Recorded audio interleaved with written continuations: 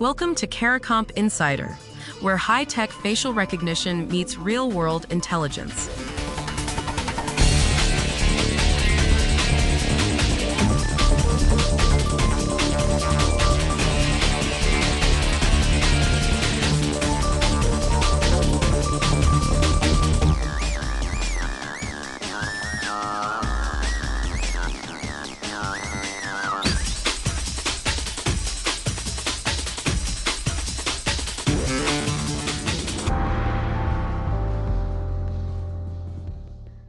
Two teenagers in Lancaster County, Pennsylvania used AI to create 347 deepfake nude images and videos of 60 of their female classmates.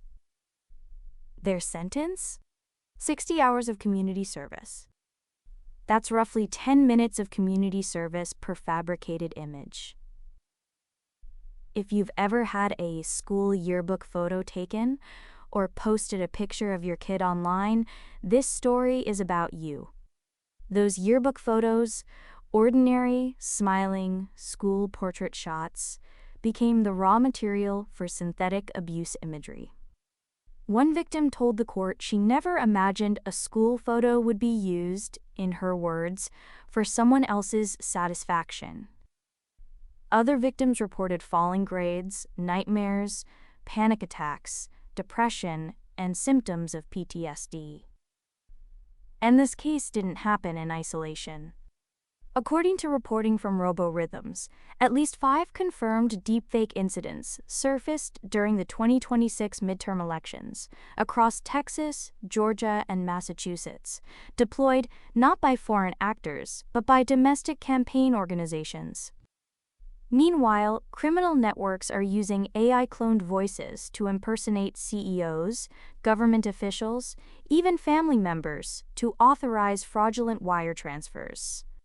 So the question running through all of this, when someone hands you a photo, a video, or a voice recording and asks if it's real, do you actually have a way to answer that? Start with what happened in Lancaster County. According to Yahoo News and WHYY, 2 high school boys took publicly available photos of their classmates, 60 girls, and fed them into AI tools that generated explicit imagery. 347 separate images and videos. The school's response, according to WHYY's reporting, failed the victims before the legal system even got involved. And when the case did reach a courtroom, the sentence landed at 60 hours of community service. No jail time. For context, that's less than some jurisdictions assign for shoplifting. Now, the sentencing gap matters on its own. But it also reveals something deeper. Courts are still catching up to what synthetic media actually is, and what it does to people. And investigators, the people who build the cases that prosecutors bring to court, are working without a standard playbook for verifying whether an image is real or fabricated. That gap isn't just a school problem. It showed up in the 2026 midterms. According to CNN Politics, the National Republican Senatorial Committee ran an ad against Texas candidate James Tallarico that used AI-generated content. And that was just one of at least 5 confirmed incidents.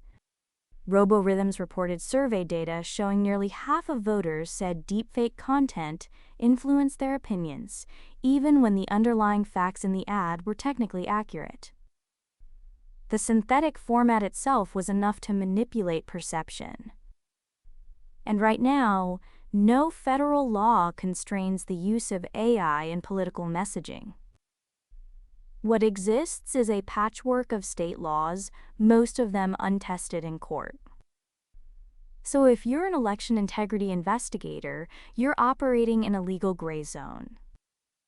And if you're a voter, you're watching ads that may look and sound completely authentic and have no reliable way to know. The detection side is just as complicated.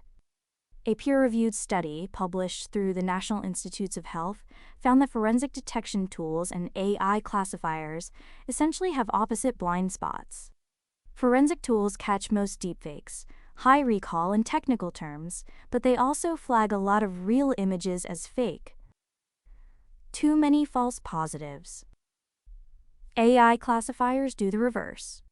They're good at confirming something is real, but they miss a meaningful portion of actual deepfakes. Neither tool alone gives you a reliable answer.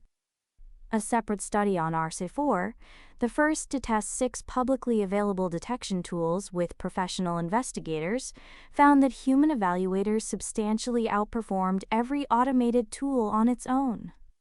The best results came from hybrid workflows, where a trained person used multiple tools together and applied judgment.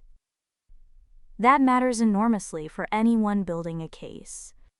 It also matters for the rest of us, because it means the viral video you just shared might have passed through an AI classifier and been marked authentic and still be fake. And even when detection works, there's a courtroom problem.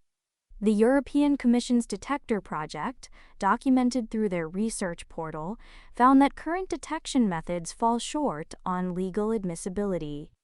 The tools exist, but they're expensive, enterprise grade, and their outputs don't meet the evidentiary standards most courts require. A solo investigator or a small firm can't just buy a subscription and present results to a judge. The gap between what the technology can detect in a lab and what holds up in a courtroom is wide and largely unfilled. What does that leave? Researchers describe it as an arms race. Detection methods improve, and then deepfake generation improves to evade them.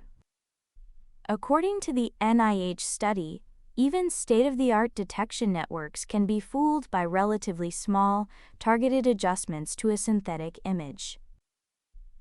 The main challenge, the researchers wrote, is the realistic and convincing nature of deepfakes, which can deceive both human perception and traditional forensic techniques. Some people assume deepfake detection is advancing faster than deepfake creation. The research says otherwise. The real vulnerability isn't that we lack tools, it's that investigators, legal teams, and institutions don't have repeatable, defensible processes for using those tools together, and the results they produce often can't survive cross-examination. So a school yearbook photo becomes synthetic abuse material, and the sentence is 60 hours. Campaign organizations deploy fabricated ads in federal elections with no federal law to stop them. And the best detection tools contradict each other unless a trained human sits in the middle. This isn't a future problem. It's already in classrooms, on ballots, and in financial transactions. Whether you investigate cases for a living or you just took a family photo this morning, the question is the same. When someone asks if that image is real, what's your answer? The full story's in the description if you want the deep dive. Now you know something most people in this industry don't. Use it. And when you're ready to put it to work, caracomp.com. We'll see you tomorrow.